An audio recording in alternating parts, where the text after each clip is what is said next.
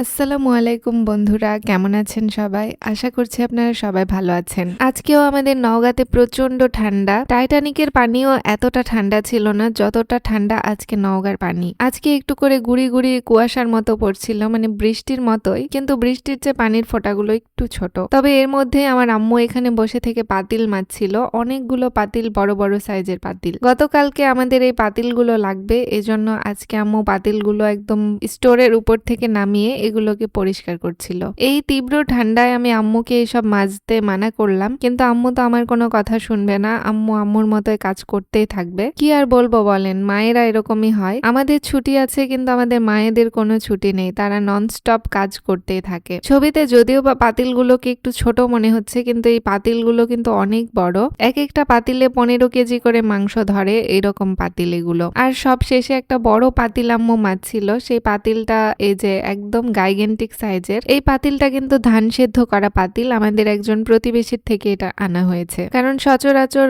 এত বড় বড় পাতিল আমাদের বাসায় আগে ছিল, মাঝখানে এগুলো প্রয়োজন হতো না, এজন্য আম্মু বিক্রি করে একটা রেখেছে এরকম। তো এই তীব্র ঠান্ডার মধ্যে যে আম্মু কিভাবে এই পাতিলগুলো মাজবে এটা নিয়ে তো আমার মাথা ধরে যাচ্ছিল। আমি আশেপাশে এজন্য ঘোরাঘুরি করছিলাম আম্মুর। তো আপনাদের সঙ্গে আজকে আরেকটা জিনিস শেয়ার করব। আমাদের পুঁই শাকের গাছে যে অনেকগুলো ফল ধরেছে, এগুলোকে আমরা পুঁই ফল বলি।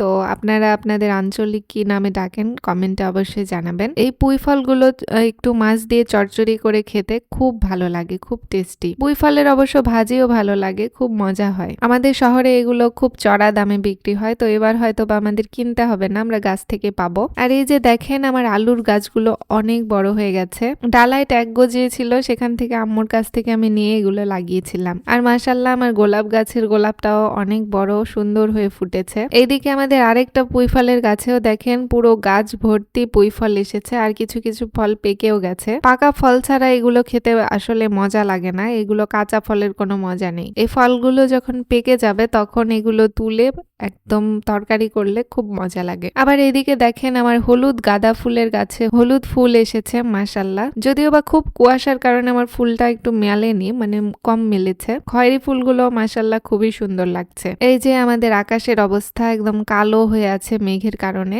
আজ দুপুরে আমাদের বাসায় মুরগি রান্না করা হয়েছিল, এটা আমাদের বাসায় পোষা মুরগি। আমি 5টা টাইগার মুরগি পেলেছিলাম, তার মধ্যে একটা এইটা। আমার ছোট ভাইয়ের খুব শখ ছিল মুরগির বাচ্চা কিনবে, তো ও বাসায় ছিল না, আমি এই জন্য ওকে একটা মুরগির বাচ্চা দিয়েছিলাম। এই মোরগটা হচ্ছে আমার ছোট ভাইকে দেয়াই সেই মুরগির বাচ্চা। আমি বাসায় পুষেছিলাম জন্য আমার মুরগিগুলো কাটিনি, আর ফ্লুর কারণে সেই মুরগিগুলো মারা গেছে। তবে আমার ভাইয়ের মুরগিটা ভালো ছিল, কিন্তু এটাকে কাটা হয়েছে যেন মারা না যায়। অবশ্য 2 মাসে মুরগিগুলো অনেক বড় হয়েছিল। এই মোরগটার ওজন হাফ কেজি ছিল, আর আমার যেসব মুরগিগুলো মারা গেছে ওরা 1 কেজি করে ওজনের ছিল। যাই হোক, রিজিকের মালিক আল্লাহ। মুরগির মাংসটা খুব সুস্বাদু ছিল।